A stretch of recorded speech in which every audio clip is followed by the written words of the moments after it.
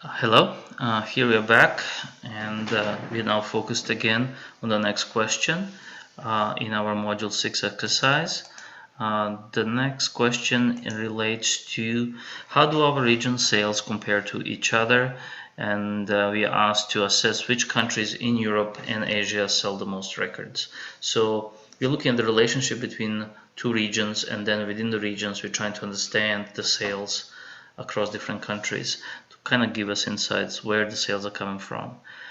So we'll go to Tableau, open a new worksheet. By the way, this is, there we go. We will now go and use the sales as the indicator of the size of the visualization. We will then use region to be depicted by different colors, because we already know we're filtering only on two regions, Asia and Europe. The size of the block is based on the sales, so Asia is much smaller than Europe, and the color indicates which region are we talking about. So we already know very quickly that sales are happening in Europe, and if somebody's trying to double the overall budget by kind of saying that Asia will sell the same as Europe, is probably kidding themselves, because historically that hasn't been the case.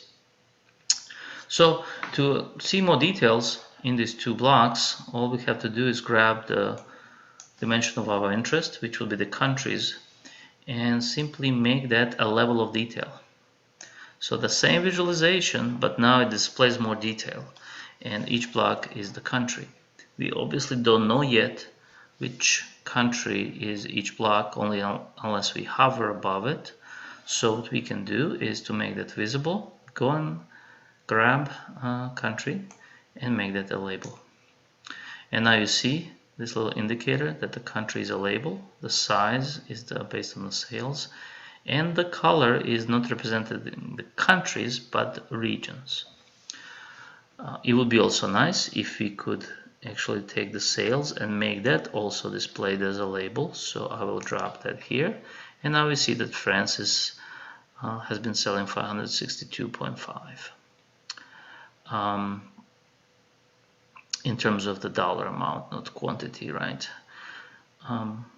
Maybe a little bit of formatting that's necessary here. If you click on label, just to show you a few places, you can change that. Let's make it a little bit bigger and make it 10. Make it bold, and these are dark enough colors that they can withstand white instead of black. And here we go. Now we see the France and Germany and United Kingdom and kind of their sales amount. Probably it's better to show percentages of total. So what is that percent of both regions? That's relative. That's France's contribution to the total. That's easy to do. We can actually just go to this instead of a sum of sales, and it's a label, so we are changing this label right here, and there is something called quick table calculations. You can create your own calculations, but these are readily done for you. They are moving averages or running totals. I want percent of total, so you change that, and now it shows you that this amount, 562.5, is actually 16.47% of the sales within Europe and Asia. So now we can start labeling this thing. Again, let's use dynamic labeling, sales by region.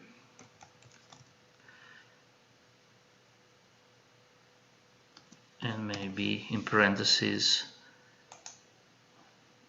insert region names, and call that sales by region. And there we are. We answered the question, and we can move on to the next one. You certainly can do a lot more to answer this question, but this just quickly introduced you to another visualization called tree map, how it can be effective when you have a large number of variables that you want to display on one visualization, and it's way more effective than a pie chart. So that's it, and we'll move on to the next question.